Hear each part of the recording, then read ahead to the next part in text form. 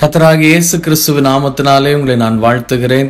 இந்த நிகழ்ச்சியின் மூலமாய் உங்களை சந்திப்பதிலே நான் மிகுந்த மகிழ்ச்சி அடைகிறேன். இந்த நாளிலும் நான் உங்களோடு கூட பகிர்ந்து கொள்ளும்படியான தேவனுடைய வார்த்தை லேவியராகமம் 26 அதிகாரம் 5-6 வசனங்கள் சொல்லுகிறது.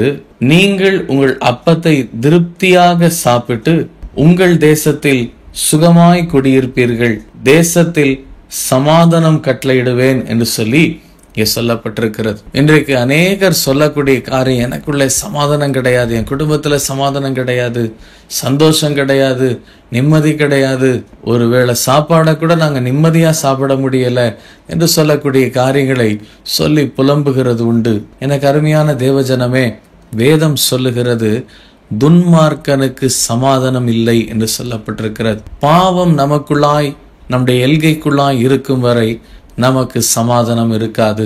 என்றைக்கு நாம் தேவ சமூகத்திலே அதை அறிக்கை செய்து, ஆண்டவரே என் பாவங்களை மன்னியும், ஒரு விசையும் இரத்தத்தால் என்னை கழுவும், என்னை பரிசுத்தப்படுத்தும், உடைய விலையேற பெற்ற ரத்தம் எனக்காக தான் சிந்தப்பட்டது ஆண்டவரே, என் பாவங்களை கழுவுவதற்காக தான் கர்த்தாவே சிந்தப்பட்டது, எனக்காக தான் சிலுவையிலே அப்பா மரித்தீர் ஆண்டவரே என்று சொல்லி ஒப்பு கொடுக்கும் போது தேவன் தம்முடைய விலையேற பெற்ற ரத்தத்தினாலே நம்மை கழுவி நம்மை பரிசுத்தப்படுத்தி நமக்குள்ளாய் சமாதானத்தை கட்டளையிட ஒரு உண்மை உள்ளவராய் இருக்கிறார்.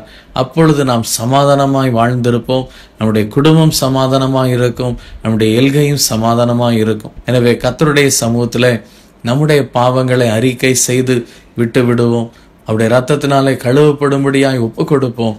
தேவன் நமக்கு சமாதானத்தை கட்டளையிட்டு நாம் திருப்தி அடைந்த ஒரு வாழ்க்கை வாழ, குறைவுகள் நீங்கின ஒரு வாழ்க்கை வாழ தேவன் நமக்கு கிருபை செய்கிறவராய் இருக்கிறார்.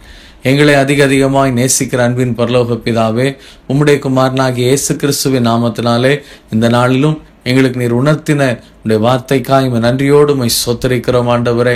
நாங்கள் சமாதானமாய் வாழ முடியாமல் இருப்பதற்கு எங்கள் பாவங்கள் தான் காரணம் என்று சொல்லி நீர் உணர்த்தினதற்காக ஸ்தோத்திரம்.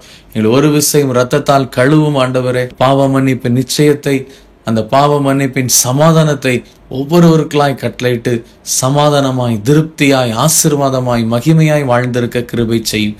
மீட்பர் இயேசு கிறிஸ்துவின் நாமத்தினாலே ஜெபிக்கிறோம் எங்கள் ஜீவனுள்ள நல்ல பிதாவே, ஆமேன்.